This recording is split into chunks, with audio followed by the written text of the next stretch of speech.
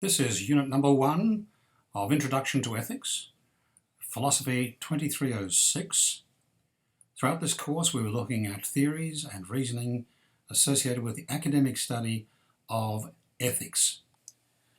In weekly unit number 1 we're going to be introducing the online requirements for teaching and learning online, the specific online requirements for this class, Ethics, Introduction to Ethics 2306.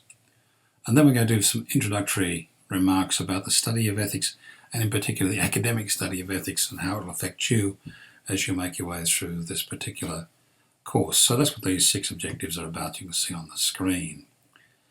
Let's first talk about online studying. Yes, it's very convenient. You can do this work anywhere at any time. Subject to certain benchmarks or specific times in which you'll have to do some things, like specific times for tests and handing in the final date for essays and things of that kind, WebExes, but it can be wonderfully convenient and you can do it anywhere. If you happen to have to go out of town for work, you can find internet connection and keep up the work there, even while you're away, you're travelling on vacation. It's very convenient. It's convenient also in a sense for the teachers as well. We can leave town too and still keep communicating with you all. So it's convenient. However, there are some demanding aspects about online which are important. As a teacher, I'd be thrilled to see you all do very well in this course, and I really hope you will. And not only because I want to see good grades come out of my class, but because I love the subject I'm teaching and I want you to actually learn something from it. One of the disappointing things is to hear students say, I studied philosophy at university and I didn't learn anything. And that just disappoints me no end. If you can follow through the course and do things in the way we suggest, we want to help you to be successful in every sense, get good grades and learn something from the course. So, what does this mean for you? Number 1, you must be organised. You need your schedule and timing and your assignments to fit them in with your schedule. So you've got to merge your schedule and the course schedule. In part 4 of the syllabus, you'll see an outline of the requirements, and you can maybe use that to help organise your planned activity.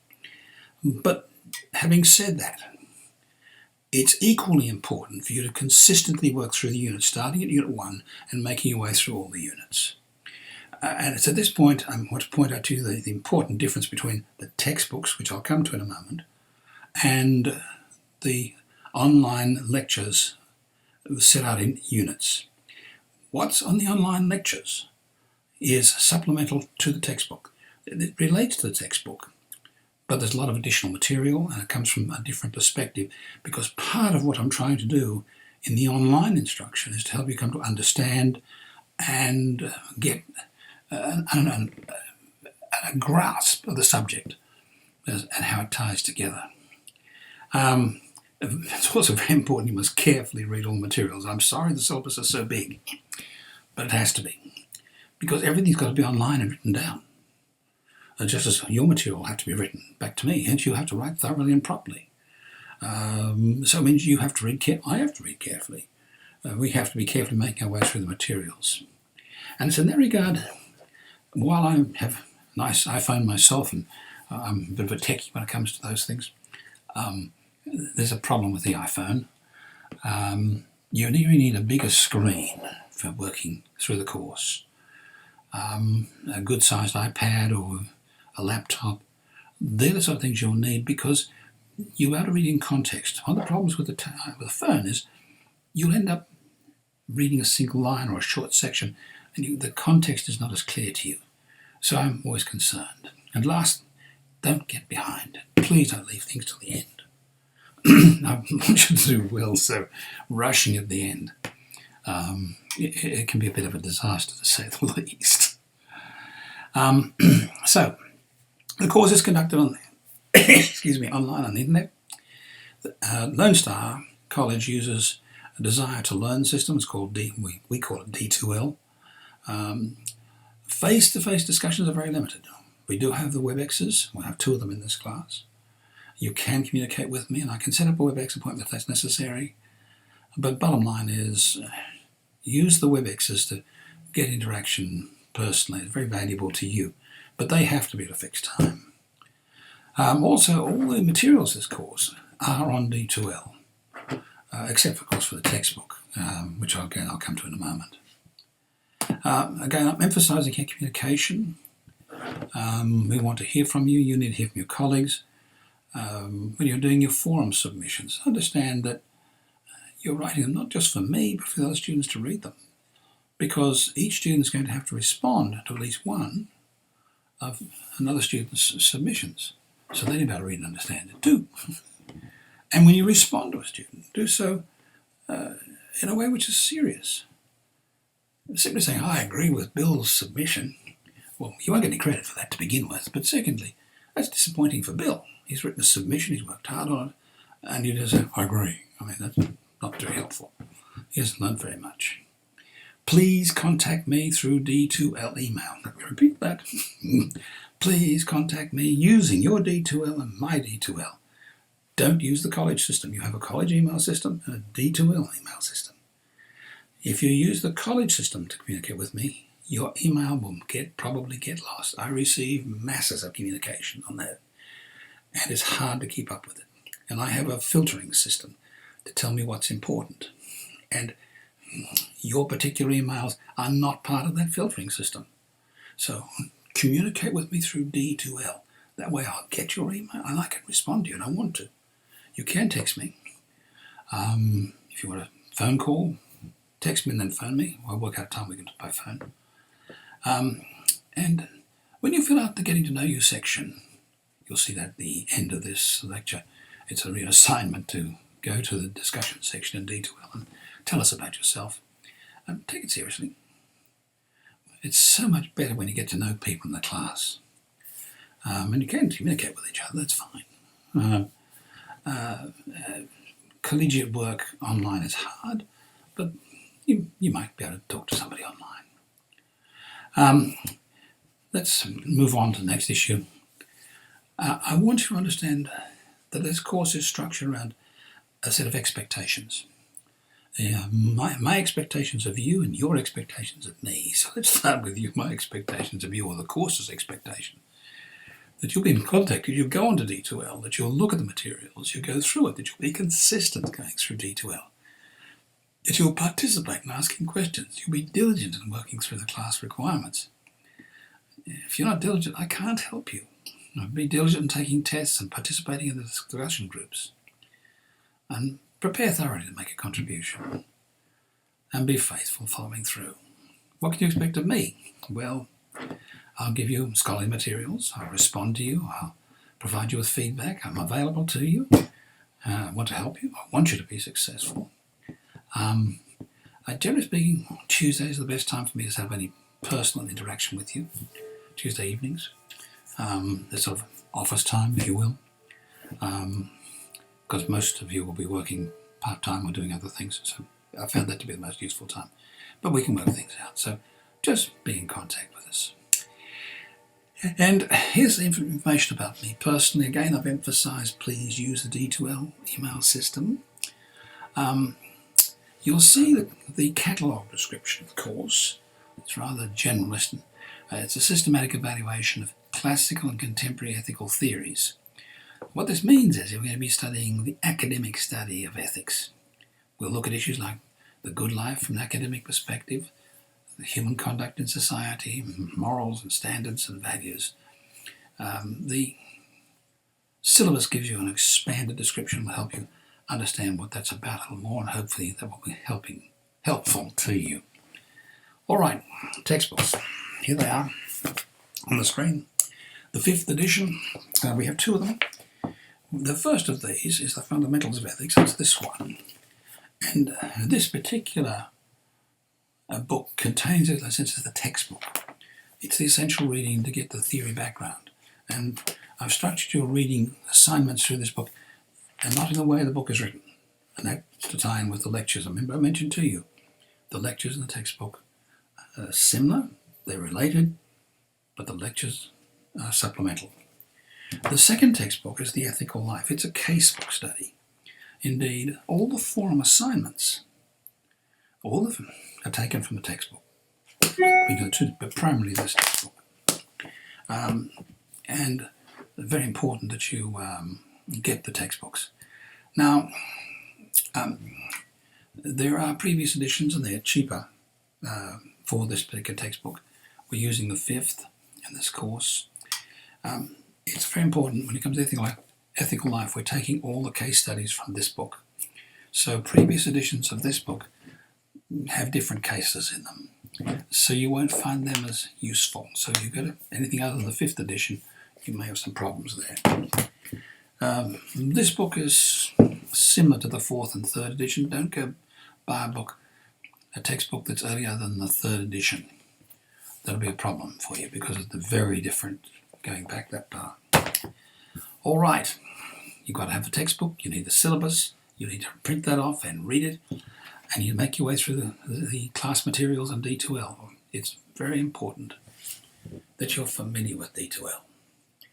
Theoretically, you've all done some sort of program or course or have the background which the counsellors have told you adequately equip you to use D2L. But still go to the course and go through this particular course, because I've structured this course in a particular way. So you need to look through the table of contents, you need to look through the assignments, you need to look through the discussion forums. Familiarise yourself, look where you find the WebExes, how you get to the WebEx. Find out what all those things are on D2L, and all you can do is hunt and peck, because you've got to do it one way or the other. All right, how are you going to be graded? You'll have 3 short tests, each are worth 10 points. Together they make up 30 points, which is 30% of your final grade. More about the tests in a moment. You'll have a class discussion forum, which is 2 parts. Each student will do a submission, which is worth 20 points or 20% of your grade. And each student will do a single response. So it's a single submission and a single response, but that's 2 parts to the forum requirement. And take note, the forum is 30% of your grade in total, so take it seriously. It's part of your learning process as well. More about those in a moment. You'll have a reflection essay and have a final examination. The 3 short tests and the final examination, they are all online, they're all on D2L, and that's where you'll take them at the time specified in the course. So you can refer to, again, part 4 of the syllabus, and check through the assigned dates and so forth there. All right, 3 short tests. It's important to realise about the tests 2 very important issues. Number 1, the tests are based on the fundamentals of ethics, that's the primary textbook, and on the class lectures, each of the units.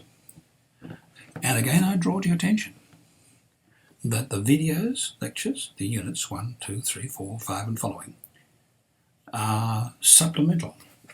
They're not the same. They're similar, but not the same. So you do need to use both. I have a tool to help you with that in a moment. We'll come to that at the end. And it's essential for you to be successful. At least I want you to be successful. But it's essentially going to be successful that you systematically follow through with these 2 items in particular. But you need to note, see the last point on the screen here. It's an important one to note. If you come to time for taking a test and you've not viewed all the previous videos and gone through them, the test will not open for you. We repeat that every semester. Someone says, I can't access the test. And it's 10:30, 10 o'clock on a Thursday night. I go, well, you have to view those. Won't let you in. Now, I'm not being nasty with this. I'm really trying to say to you it's essential. I want you to do well on the tests. And if you do the test without going through the materials, you will not do well. And believe you me, that is the experience that I've had with students. So, 3 short tests. And the final test is in the same structure as well. All right, the forums. Now, there's a lot to read on the forums in the syllabus. So I've got a little summary here. But what is important for you to realise is, first and foremost, each of you will be assigned a case submission. That's your submission. And the cases will be based on the second of our textbooks. There's The Ethical Life. And if you go to D2L, to Contents, to under Contents you'll find Forum Assignments or Forum Questions. There you'll see all the possible assignments. And if you're looking at this in week 1 of the course, or before week 1 of the course, there are no assignments made. I make the assignments in week 2, at the beginning of week 2, on the Tuesday of week 2. Sometime on that Tuesday I will post all the assignments. You can go to D2L, to Contents, and to Forum Assignments, and there you'll see your name. You need to find your name there. And next to your name you'll see an assignment. It's going to be one of these sections. And it'll direct you to the page and everything. And if you look at the requirements in the syllabus, it'll help you to make your way through preparing your forum submission. However, if you would like to make a special choice, in other words, you look through that list in D2L, this is before week 1 or during week 1, you say, well, I'd prefer to do this particular assignment. You can shoot me an E2, your D2L email to my D2L email. Give me the number of the case, the name of the case, make sure your name and the class number's there. I teach more than one class, so you need to help me find out who in the world you are. I'll endeavour to give you what you want. But it'll be done on a first-come, first-served basis. So you can choose your own forum submission. But you'll need to get that to me before the Monday of the second week of term. Now, if you are coming into this class late, it's very important you check that forum assignment list to see if you have a name there. Your name is there. If it's not there, email me. If you look after week 2, not in week 1, there'll be nothing there in week 1. In week 2, after the Monday, week 2, you need to check that you have. And if you're a late student, registering for the course for some reason, and you've been permitted to register late, you'll need to check your assignment. You must check your assignment. Now, in addition, you'll have a forum response, a forum case response. Now, the date for the forum submission comes first, and then sometime later, the date for the forum responses comes. And before the due date for the forum submissions, I will be holding a WebEx. And in that WebEx, we'll be discussing the requirements of the course, but in particular, the forum requirements and essay requirements. And that will help you, I think, dramatically in doing well and being successful and understanding the purpose of what you're doing in that work. Again, it's part of understanding what ethics is about. So I'll leave that with you. It's important now to read the syllabus. There's a lot of detail there. I hope that the detail is helpful and enables you to work your way through it. Now we come to the reflection essay. Again, you'll have 5 fundamental requirements in this essay. That's under the highlighted section here with each of these. And you'll be writing on an ethical topic or problem. This is different from a case. I'll speak more about that in the WebEx and help you understand the distinction.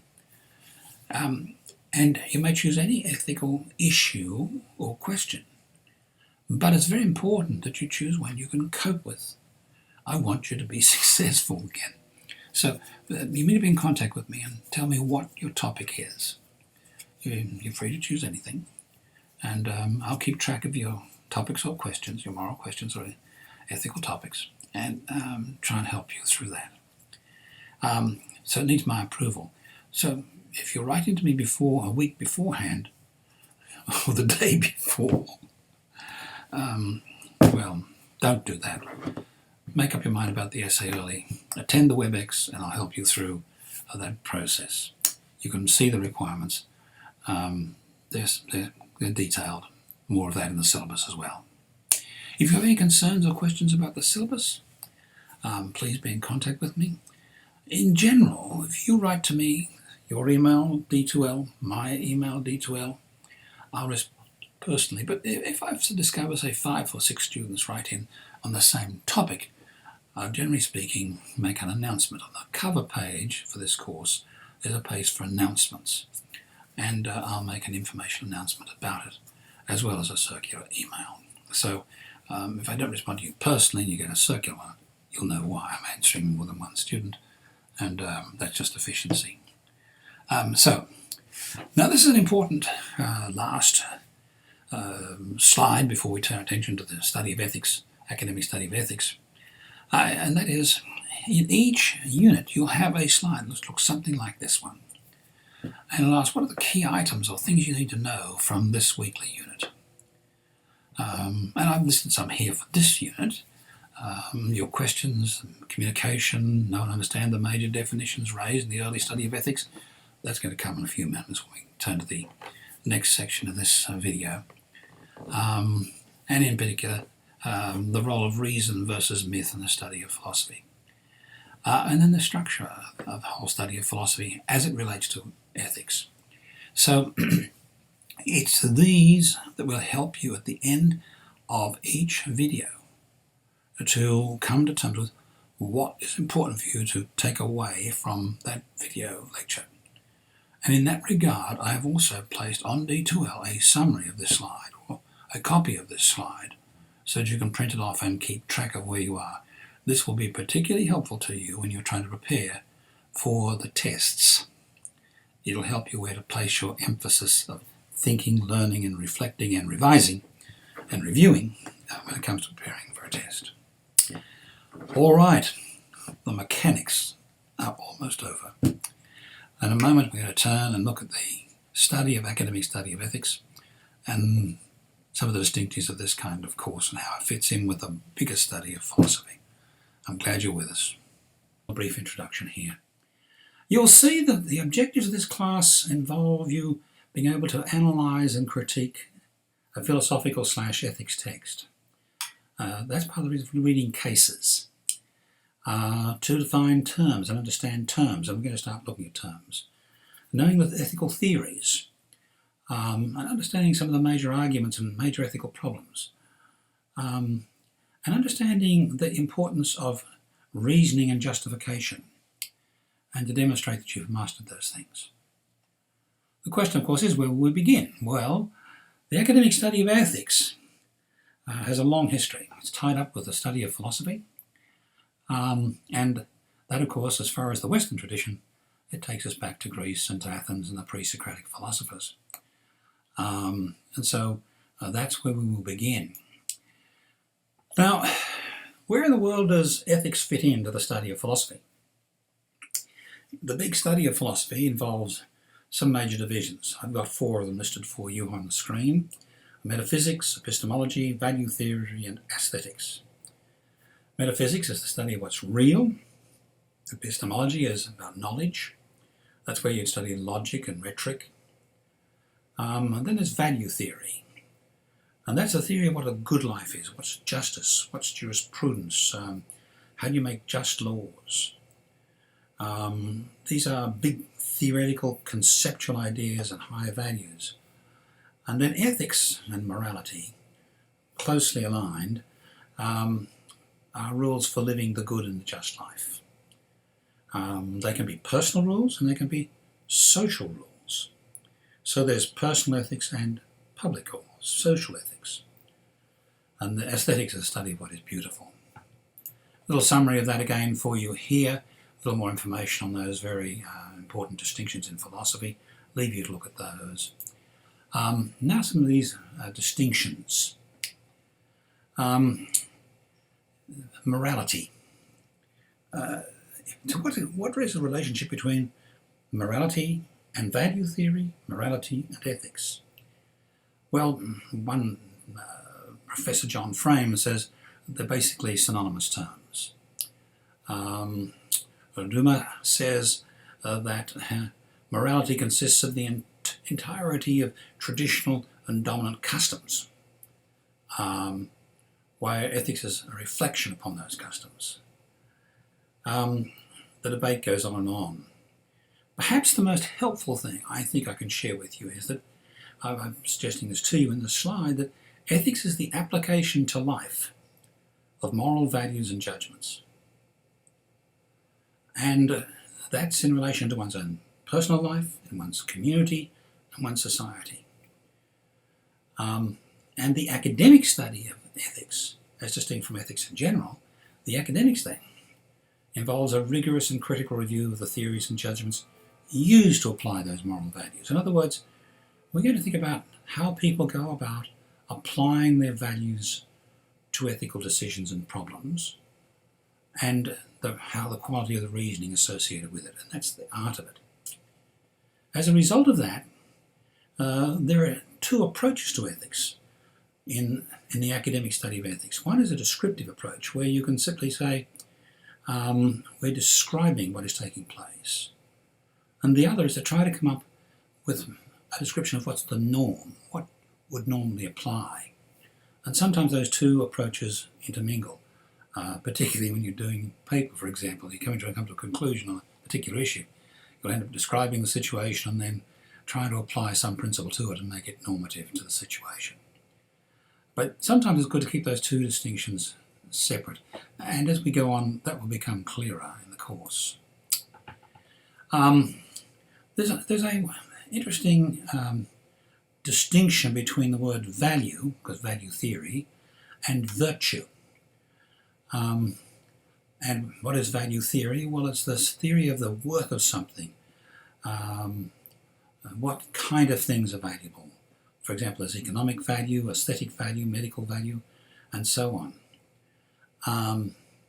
In ethics, value is in relation to worth. It's the quality of a thing that makes it desirable.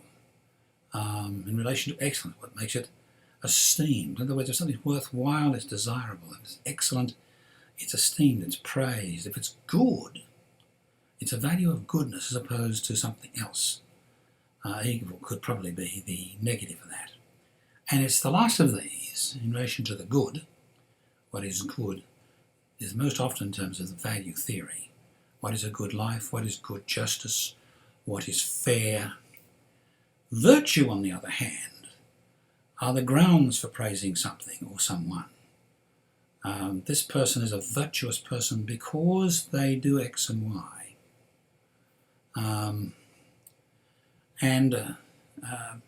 In terms of norms and ethical norms, you might well view these as commands or moral principles, high standards. Again, you'll see that all of these terms have a degree of flexibility with them, which does make them a bit of a challenge. And so, especially when you begin reading a textbook, you need to realise that the terms I'll be giving you here, there is some, if you like, flexibility in understanding them. But we're not finished yet. We've got to deal with rights. And normally you say that rights come as a result of a norm. Distinguish rights from a moral value.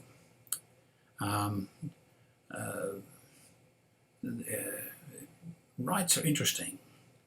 For example, it could be argued that because I am a person, a human being, I have certain rights. But those rights tend to be derived from a legal norm, a constitutional norm, or a natural norm. Rights are interesting, distinctive kind of norm, and they don't really have an opposite, which makes them an interesting challenge. Moral goodness is that which conforms to norms, laws and standards. And of course, obligation, duty, and you'll see the word the ought. One ought to do something. Actions that are required by an ethical norm. And justice is something which is morally right. Well, again, I'll leave you to look at those terms. Again, use these terms as we're discussing them here as an introduction to the terms, and as you begin reading the textbook, you'll get a sense of how those terms are differently understood. Now, it's this particular part of the introduction that is very important for us, because at the heart of this course is an examination of the reasoning, the explanations and the justifications for various values and for various application of ethical theories. And in the academic study of ethics, the major tool to be used is the use of reason. Now in philosophy, of which ethics is a part, there's a distinction drawn between reason, meaning the using of reason in every sense of the word, as distinct from mythology, coming up with moral standards by virtue of, say, a view of God.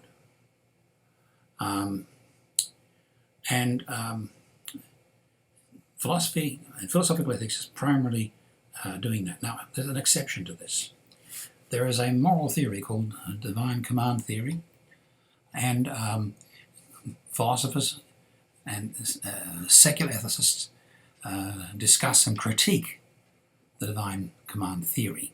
So we'll actually look at divine command theory and its parallel, natural ethics, natural law ethics, and we'll be looking at it. And there might seem to be at that point, but the critique of that is purely on the basis of reason, because that's, if you like, the basis on which this kind of ethics is done. It's not theological ethics or biblical ethics, it's secular ethics or philosophical ethics. And again, it's important to realize that we need to draw throughout this course a distinction between personal ethics and social ethics, personal norms and social norms. There's a sense in which everyone's entitled to their own moral perspective. There's a sense in which we can say that this for me is the right thing to do and I can do it. But no man is an island. No woman is an island. No family is an island. No sub-community is an island. We're part of a greater whole. And there's a sense in which there's international standards of ethics and behaviour. There is a national standards of behaviour. And these are usually encoded in constitution and laws. And they form what we call social ethics or community ethics. And so we need to distinguish between those two things. It's perfectly okay for you to have your view and in your personal life to say this is the way I approach life. The problem is that we're not an island, and we'll find ourselves having to make decisions that we might think is a certain right decision, but we may not have the actual freedom to make that decision because of social moral standards which restrict my ability to exercise my personal moral ethics. So two important points come out of this. One is that we're going to be using reason as the tool of critique, and we're focusing on reasoning, explanations and justification for the views of social standards and ethics.